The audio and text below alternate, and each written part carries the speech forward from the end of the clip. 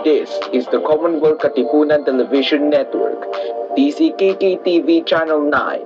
KKTV is a commercial television broadcasting with a power of 60,000 watts, authorized by permit number BSD 2970-2023 REN, issued by the National Telecommunications Commission, valid until December 31, 2026. KKTV Studios, transmitter, and offices are located at Diosdado Macapagal Boulevard, Pasay City. KKTV Engineering is headed by Engineer Alexander M. Poncho.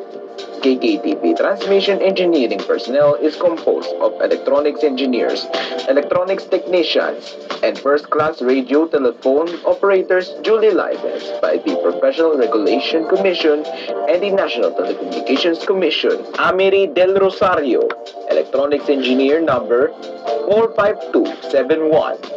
Ozzy Hernandez, Electronics Engineer number 67890. Widler James Vincent, Electronics Technician number 1256. Asher Mateo, Electronics Technician number 8542.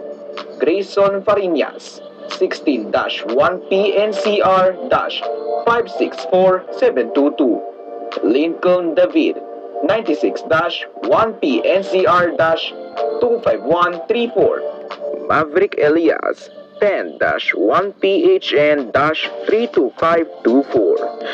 O Vernis, 98-1PHN-35129. KKTV serves the entire nation simulcast through the following station: TV9 Manila, TV22 Naga, TV30 Cebu, TV18 Davao, TV24 Cordillera, TV21 Vigan Ilocos Sur, TV17 Palawan, TV24 Guimaras, TV23 Dumaguete, TV17 Tacloban, TV16 Calbayog, TV20 Zamboanga, TV17 Sibugay, TV17 Davao del Norte, TV18 Agusan del Sur, and TV21 Cotabato.